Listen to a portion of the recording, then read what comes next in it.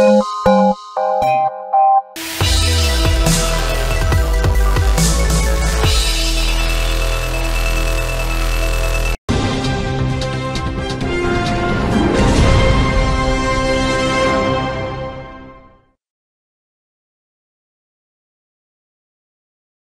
sont près de 1300 apprenants à avoir reçu leur certificat ou attestation, mais aussi des brevets de fin de formation. Une formation de 3 mois ayant permis l'apprentissage des métiers de l'informatique, mais aussi de la langue anglaise et du programme B2I. Je suis très ému. Je ne pensais pas que vous devez faire en 3 mois ce que vous avez eu à faire. Aujourd'hui, je vous en félicite. Félicitations à vous.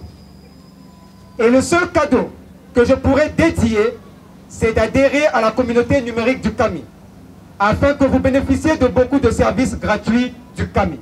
Nous allons mettre en place, pendant cette période de rentrée scolaire, un cours d'anglais avec des logiciels de haute gamme, jusqu'à vous emmener au niveau 3 et passer le TOEFL à l'ambassade américaine. Des lauréats qui se disent satisfaits. Je suis très contente, c'est une bonne expérience aussi et ça m'a fait très plaisir de le recevoir après tant de travail. Je franchis un nouveau cap dans ma vie. Je pense que cette attestation va peut-être beaucoup m'aider dans mon CV pour envisager d'autres horizons.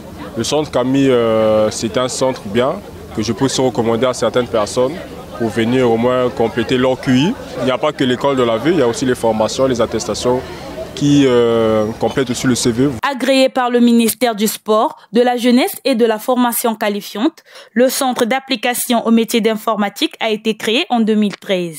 Il vise à former l'élite juvénile dans un contexte où la jeunesse constitue un poids important de la population congolaise.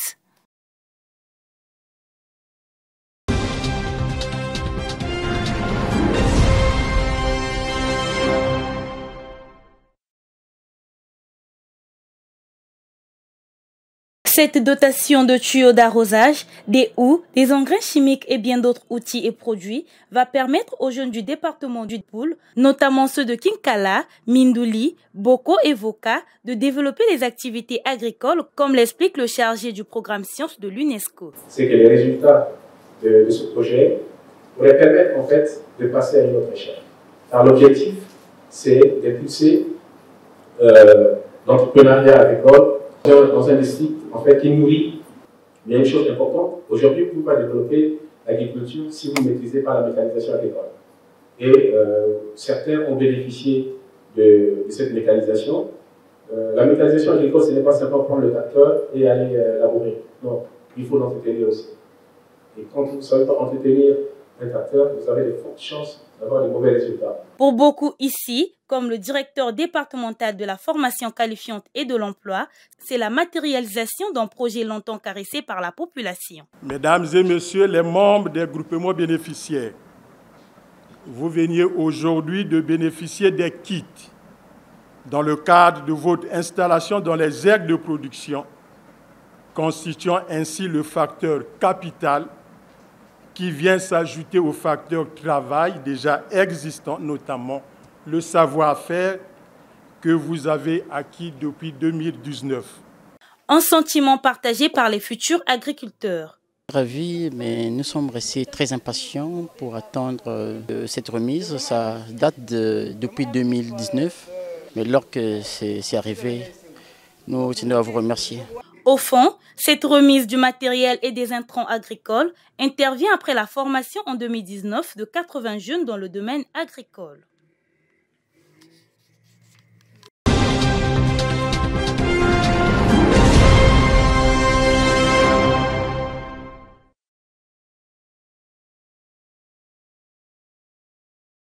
La Fédération des enseignants communautaires du Congo sur la conscientisation des élèves pour pallier les violences en milieu scolaire. Pour préparer la rentrée des classes du 2 octobre 2023, au cours d'une rencontre, cette fédération déplore les comportements inciviques constatés l'an dernier dans certains établissements scolaires.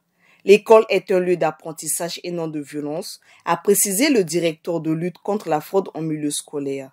Pour l'année qui s'ouvre le 2 octobre prochain, il revient à nous tous, à toute la communauté éducative, de continuer à travailler contre la violence au milieu scolaire.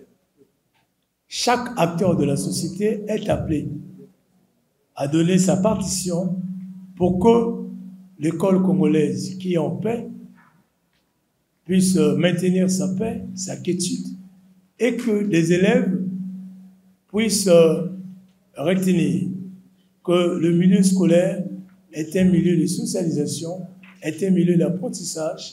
La lutte contre les violences en milieu scolaire nécessite dans l'avenir la mise en place des mesures efficientes. Nous aimerions étendre notre champ sur toute l'étendue du territoire national pour cibler, écouter les élèves qui sont les meneurs de troupes, discuter, échanger avec eux.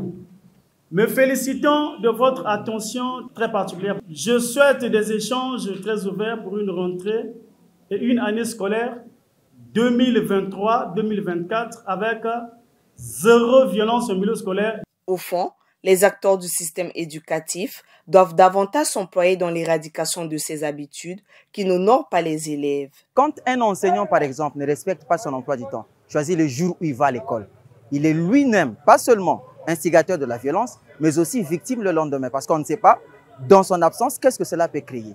L'enseignant, l'élève et le parent. Si les trois ne s'associent pas pour bien accompagner l'élève, c'est comme un malade qui reçoit un traitement mais qui ne mange pas. L'uniformisation de la tenue scolaire est un pas vers la réduction de ce fléau. La lutte contre la violence en milieu scolaire est un enjeu majeur pour assurer la sécurité des élèves et le bon fonctionnement de l'école tout au long de l'année scolaire 2023-2024.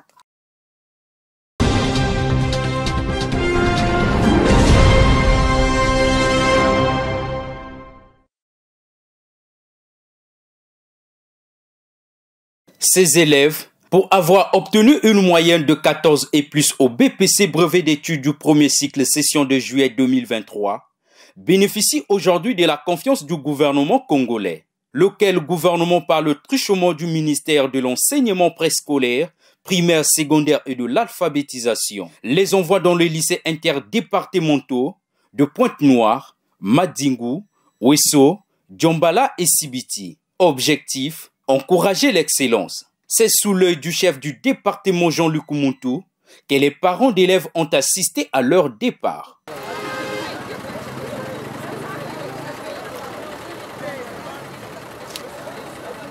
Un départ apprécié par les parents qui, du reste, interpelle la conscience des enfants. J'ai conseillé l'enfant, je lui ai dit il doit bien se comporter.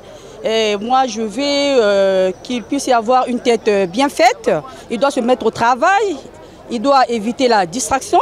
Il n'est pas parti là-bas pour aller s'amuser. Il est parti là-bas pour fréquenter, pour bien travailler. Étant parent, j'attends des bons résultats. Du côté des élèves, ces détachements d'avec leurs parents devraient être digérés au plus vite car la formation est démise. Un peu nerveuse, mais ça va. Parce que j'ai quitté les parents encore une seconde fois, donc ça fait un petit peu peur, mais ça va, c'est bon. Rien n'est difficile là-bas. Il suffit que tu puisses t'adapter, tu verras tout coulera comme de l'eau. C'est très facile. Si tu te mets à travailler comme tout le monde, tu verras que tu vas t'adapter. Environ 735 élèves ont quitté Brazzaville pour rejoindre ces lycées interdépartementaux pour la rentrée scolaire du 2 octobre 2023.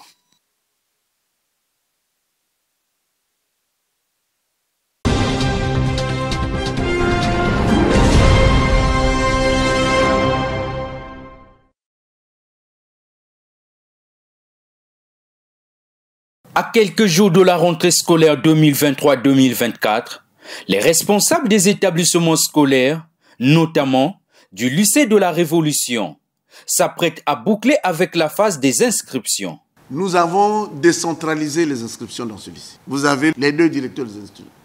Les surveillants généraux inscrivent. La scolarité inscrit. Même le chef de service du personnel, là où il est à les chefs de service, ils vont inscrire. Nous avons fait ça pour qu'on les reçoive vite.